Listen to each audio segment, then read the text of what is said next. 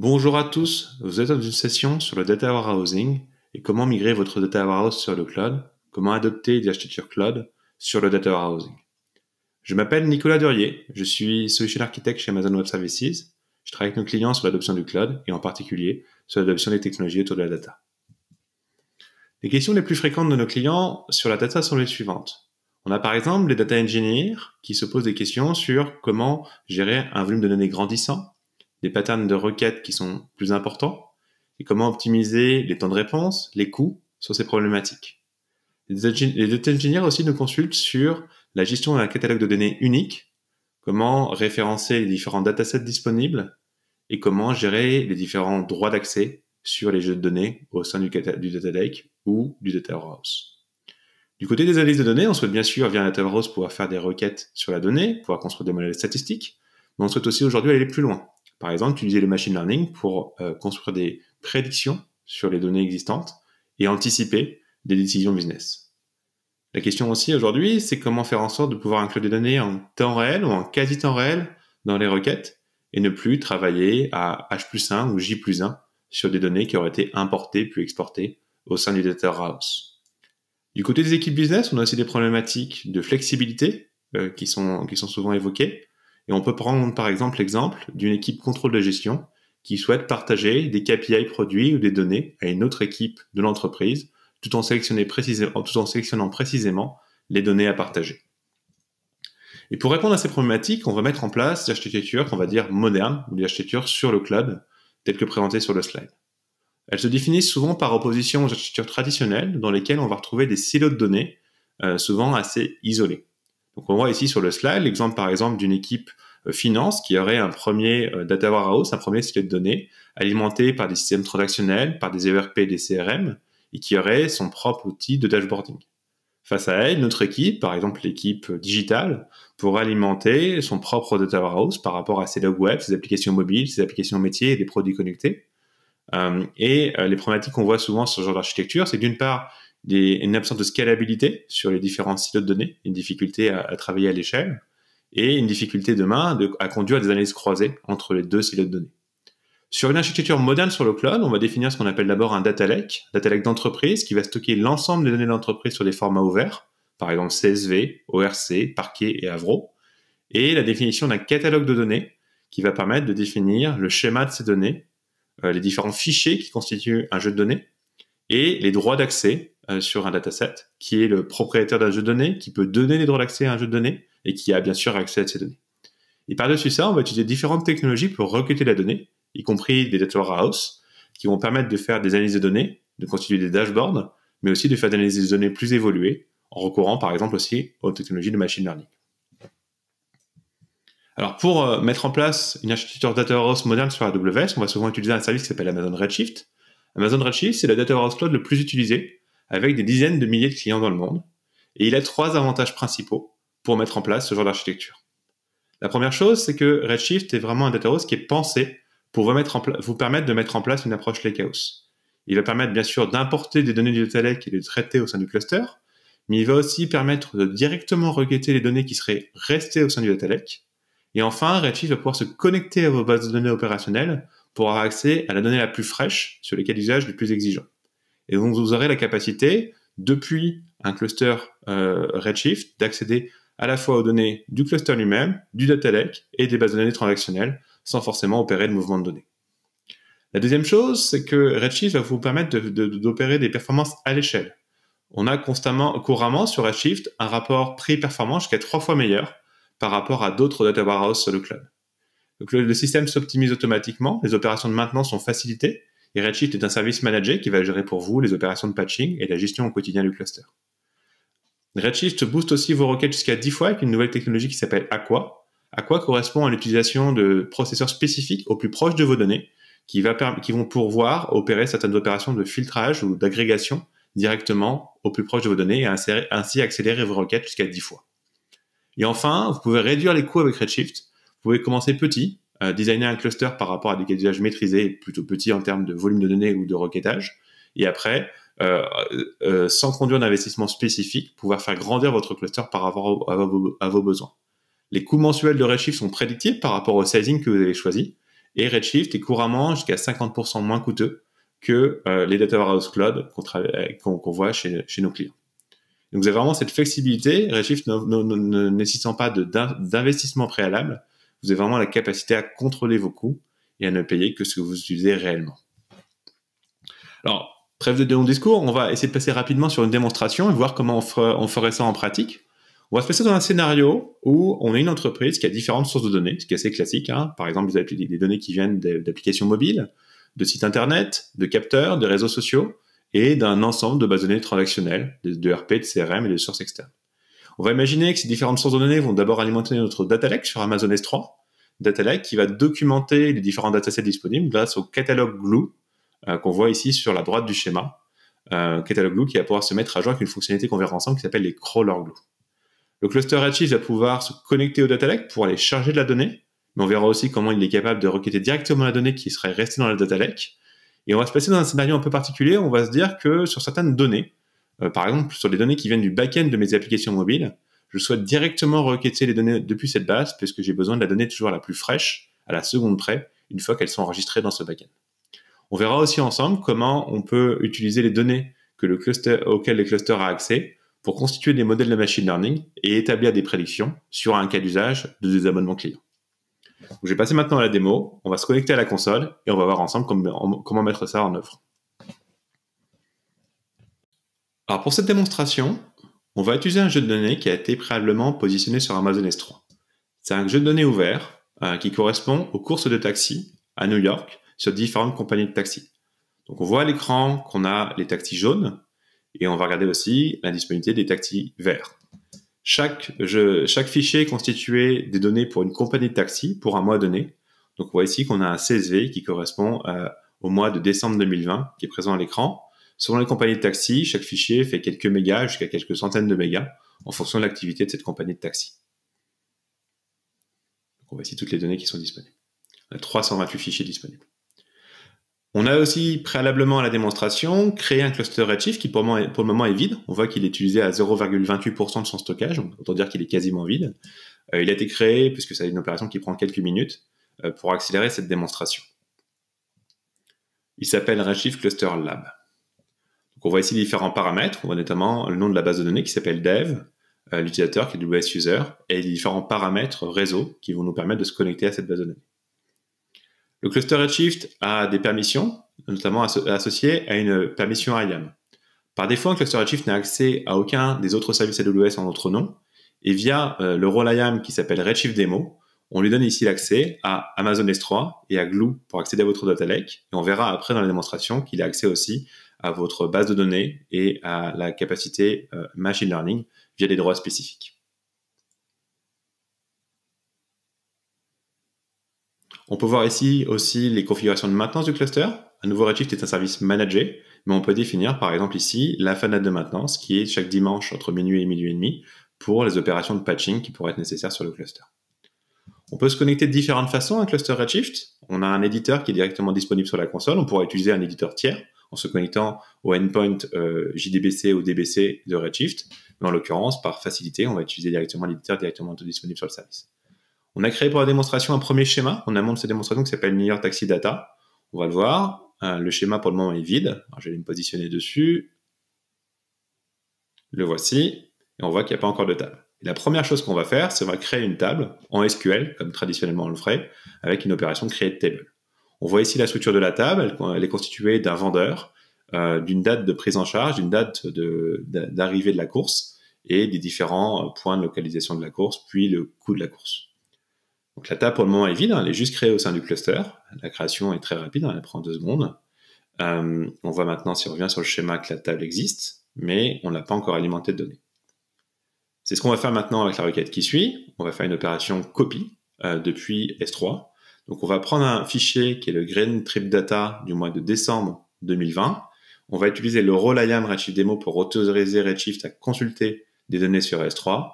Et on va charger ce CSV avec le délimitateur virgule au sein du cluster. Donc c'est une opération simple. On voit que Redshift s'intègre bien à S3 et on va pouvoir charger ce fichier. On peut bien sûr charger un ensemble de fichiers sur Redshift. On pourrait charger l'ensemble du répertoire si on le souhaitait pour paralyser les différents chargements. Mais là, on fait une opération simple dans le cadre de cette démonstration. Donc là, il y a un mouvement de données, les quelques mégas ou dizaines de mégas correspondant à ce fichier ont été importés au sein du cluster, et on a directement les tables qui sont disponibles. Et pour démontrer qu'on a bien effectivement chargé notre table, on va faire une première opération simple, on va faire une requête qui va nous donner la statistique du nombre d'accès par jour, enfin du nombre de courses par jour sur cette compagnie des taxis verts au mois de décembre. Et donc on a trié ça par la date de chargement, et donc on voit que le 2 décembre 2020, c'est le jour où cette compagnie elle fait le plus de courses, avec 3511 courses ce jour-là. Donc l'opération qu'on a fait là est relativement triviale, on a fait une opération très classique, on a créé une table dans le data warehouse, on a chargé les données au sein du data warehouse, et on a effectué une première statistique. Dans la vraie vie, on aurait sans doute bien plus de tables et des requêtes bien plus complexes, mais on voit ici l'opération de chargement que Redshift a pu faire depuis Amazon S3. Dans la suite de la démonstration, on va essayer d'adopter notre approche Lakehouse. Et en tant que data engineer, je vais me poser la question de, j'ai un nombre important de données de courses de taxi, mais je sais que mes utilisateurs business ont potentiellement une propension à requêter beaucoup plus fréquemment les données des 3 derniers mois plutôt que les données précédentes.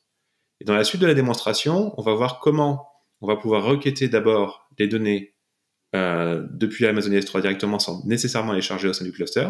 Puis on verra aussi comment combiner les données qui sont en interne du cluster et rester sur Amazon S3 pour effectuer des requêtes optimisées.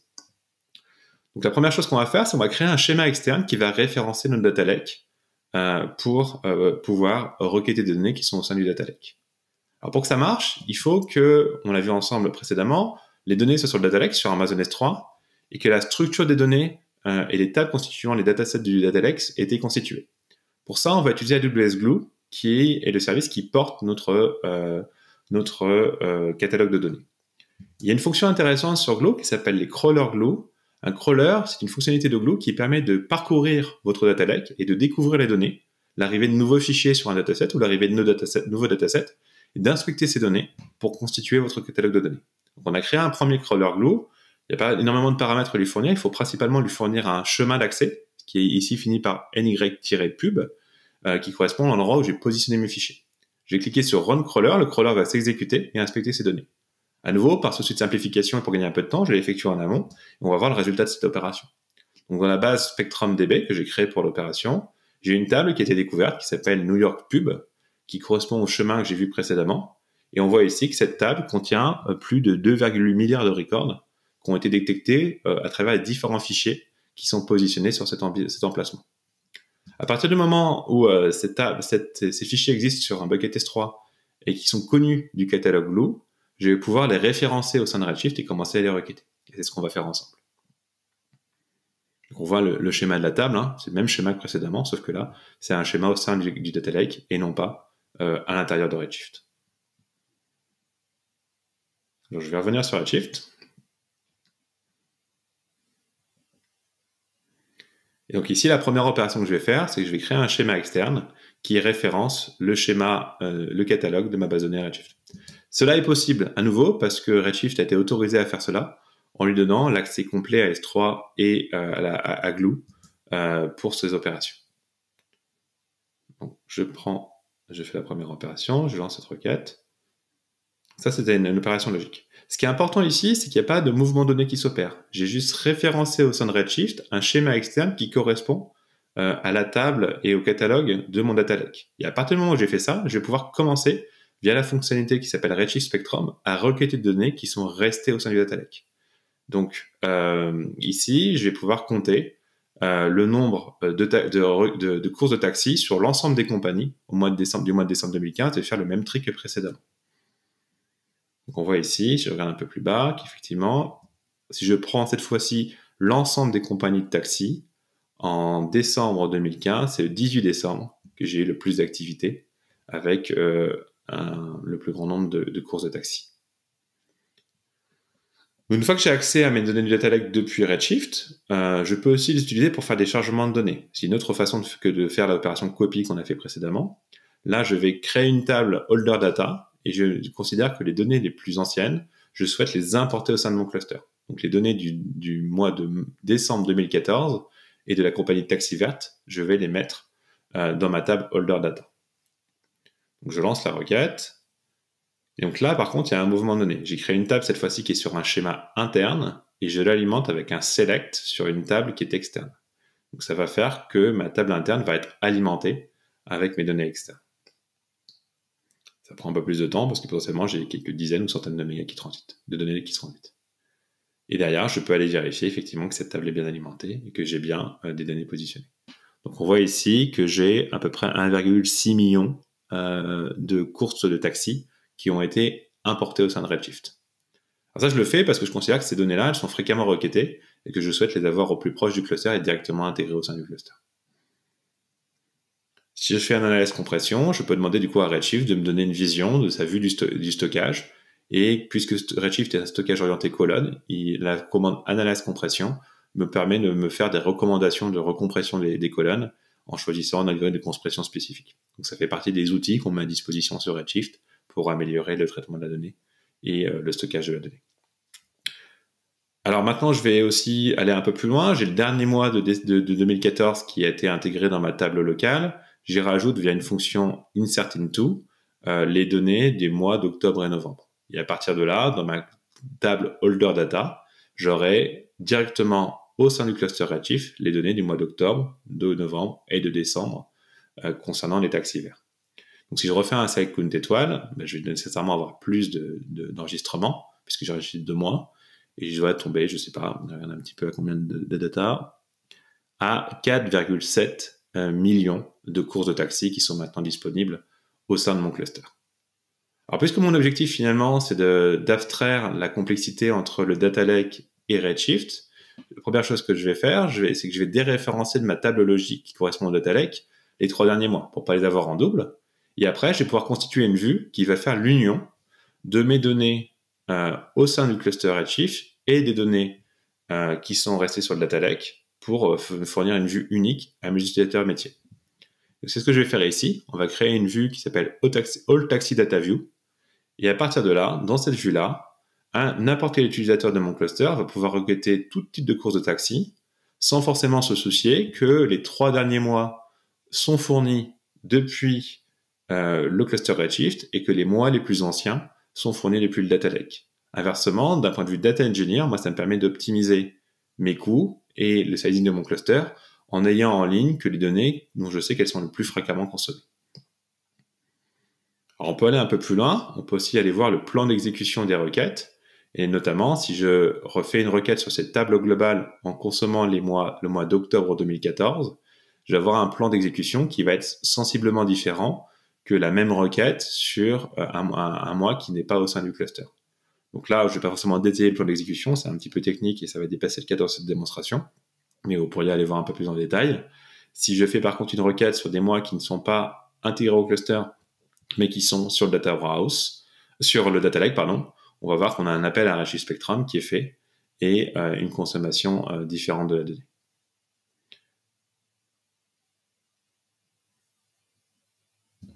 Donc on a vu ensemble du coup en première étape comment requêter de la donnée au sein du cluster Redshift. On a vu désormais comment consulter de la donnée depuis le data lake, puis importer une partie de ces données de data lake vers le cluster Redshift et créer via une vue une forme d'abstraction qui va d'un côté consommer les données les plus fraîches depuis le cluster Redshift et avoir les données les plus anciennes qui seront laissées au sein du data lake. Donc ça, c'est un cas d'usage courant de pouvoir faire du tiering de données et faire en sorte que seulement les données les plus fréquemment consommées soient insérées au sein du cluster Redshift. Il y a d'autres cas d'application de Redshift Spectrum. Ça peut être aussi des cas où l'import de données est prohibitif par rapport à son exploitation. Par exemple, si j'ai des données peu qualifiées comme des clics sur un site internet, je peux être intéressé de faire une première requête via Redshift Spectrum pour faire des premières agrégations de ces clics, par exemple par page et par utilisateur, puis après n'importer que la donnée agrégée au sein de mon cluster Redshift, puisque ce sera la donnée la plus consommée par mes utilisateurs métiers.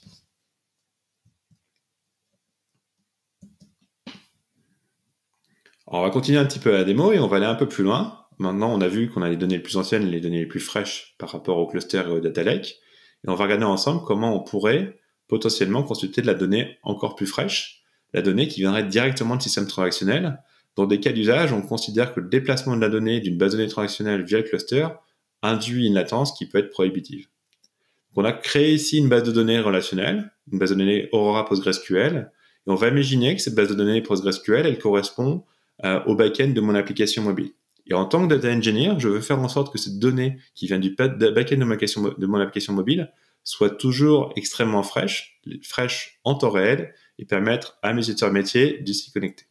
Donc là, je vais me connecter à la base de données pour vous montrer ce que j'ai préparé comme jeu de données dans cette base. Donc là, je suis totalement en dehors de Redshift. C'est une base de données qui a son propre cycle de vie. Je m'y connecte et je vais rapidement vous montrer les tables que j'ai préparées. Donc on va imaginer que cette base de données contient des données assez similaires. Si c'est le back-end de l'application mobile qui va me réserver les courses de taxi, elle va avoir une table Yellow Taxi Data et je vais avoir potentiellement toutes les courses du jour ou toutes les courses en cours qui sont disponibles. Et donc on va regarder ensemble aussi cette table. Excusez-moi, je fais une petite typo.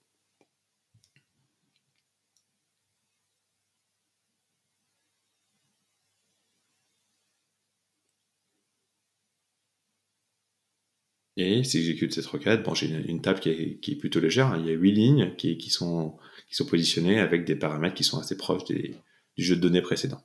C'est pas le point le plus important. Le point, c'est qu'il faut imaginer que cette table soit directement celle qui soit la plus fraîche et la plus mise à jour par nos applications.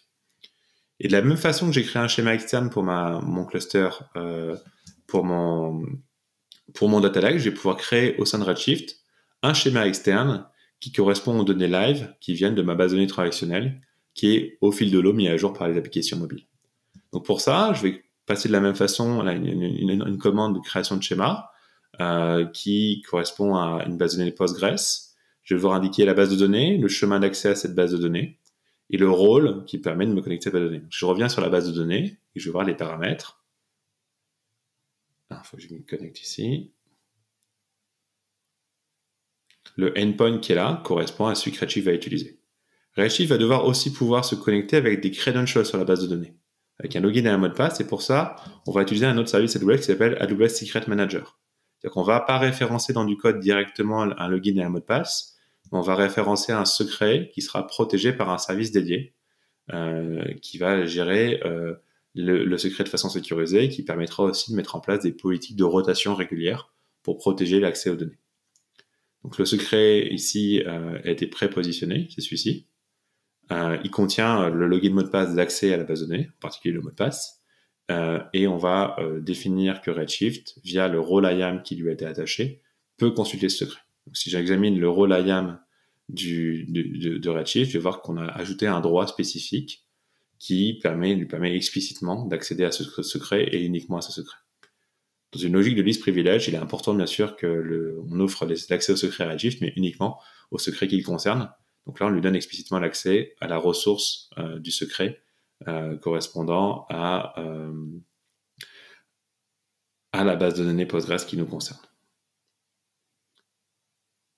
Donc, je vais revenir sur Redshift. Et à partir de ce moment-là, à partir du moment où j'effectue cette commande, je vais donner les moyens à Redshift de se connecter à ma base de données transactionnelle et à requêter la donnée de la même façon qu'il est capable de requêter ces données en interne ou les données sur le data lake, comme on a vu précédemment.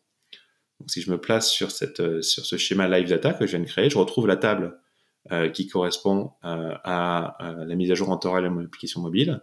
Et on voit ici que je fais une simple requête, la connexion s'établit et je vais avoir le résultat qui s'affiche.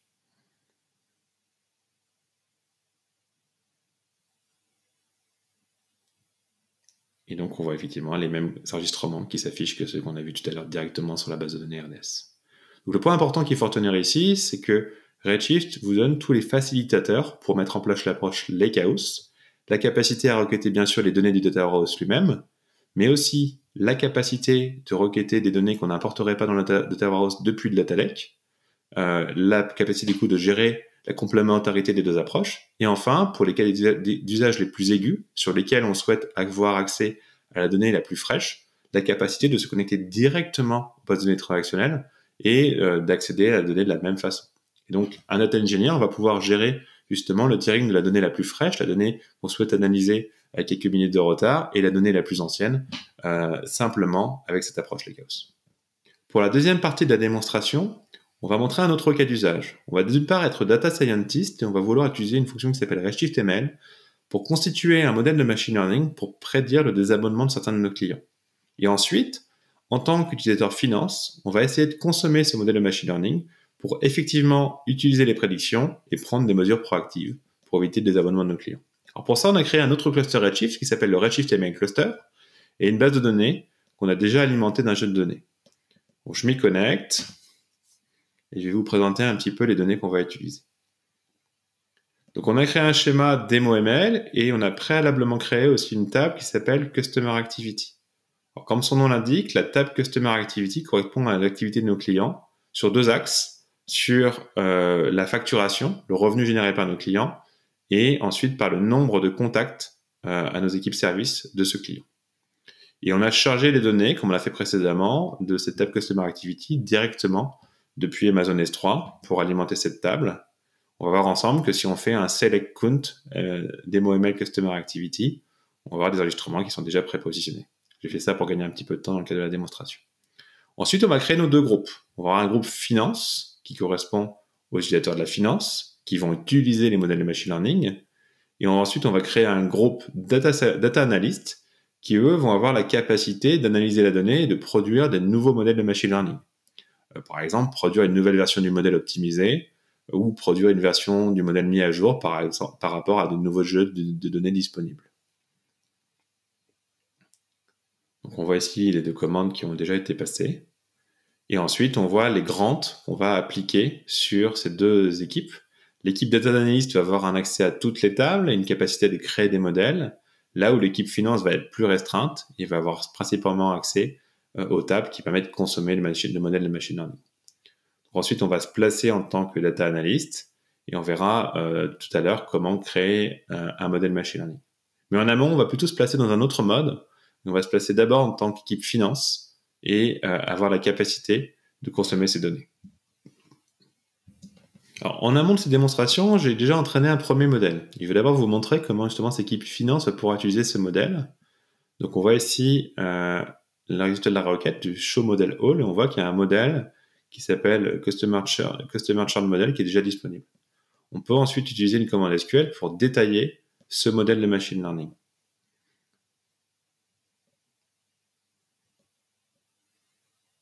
Donc on voit que c'est un modèle qui était disponible. Il y a son score son F1 score de machine learning qui est disponible. Et on peut retrouver tous les paramètres qui ont permis son entraînement, notamment la requête qui est utilisée pour l'entraînement.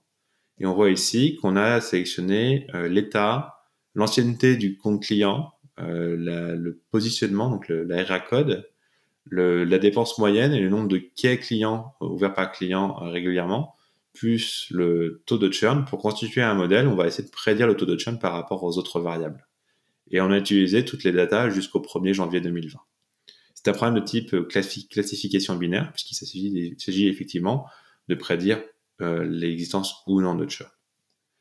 On a créé ce modèle avec la requête qu'on verra un peu plus en détail après, et on va voir ensemble comment un utilisateur de la finance va pouvoir exécuter ce modèle. L'intéressant, c'est que via une requête SQL très classique, l'utilisateur de la finance va pouvoir exécuter le modèle sur ces données et ainsi établir une prédiction qui sera potentiellement utilisable dans des dashboards ou dans des logiciels qui prendront des actions proactives pour éviter les désabonnements. Donc bien sûr, le modèle, on l'a entraîné avec les mêmes paramètres que ceux avec lesquels on va l'exécuter. Et on référence la fonction predict customer churn qui était définie à l'entraînement du modèle dans notre requête de select pour demander à RedShiftML d'établir en temps réel la prédiction depuis les données qui sont à un moment donné sur le cluster. Et donc on voit ici pour chacun de nos comptes clients avec la account ID si le client est potentiellement sujet à se désabonner et ça permettra à l'utilisateur business de prendre des actions pour éviter que cela arrive. Alors maintenant, on va changer un peu de rôle, on va revenir au mode data analyst et on va imaginer qu'on va créer un nouveau modèle. Donc je me place en tant que data analyst et on va voir les commandes SQL que le data analyst va jouer pour créer ce modèle de machine learning. On va le faire un peu différemment, on va restreindre un petit peu les paramètres qu'on va utiliser sur le modèle. On va pas prendre en compte l'ancienneté du compte sur la création du modèle. On verra si on obtient des moins bons ou des meilleurs résultats dans la création du modèle de machine learning. On prend néanmoins l'état, la zone géographique, la dépense moyenne, le nombre de cas quotidiens et le churn pour essayer justement de prédire le churn sur les nouveaux comptes après création du modèle. Donc on exécute cette requête SQL. La requête précise aussi le rôle IAM qui sera utilisé par Redshift pour effectuer des opérations. Il y a un bucket S3 pour stocker tous les artefacts liés à la création du modèle de machine learning. La requête va rendre un résultat rapide, mais attention, la requête est asynchrone, c'est-à-dire qu'on va recevoir une prise en compte de la demande par Redshift, mais si on fait show model all, et qu'on regarde ensuite les informations de ce nouveau modèle qui vient d'être créé, on va voir que Redshift est en train d'utiliser SageMaker pour entraîner le modèle de machine learning correspondant. Donc, on va voir le statut. Effectivement, le modèle state, il est marqué que l'étape d'entraînement est en cours sur SageMaker.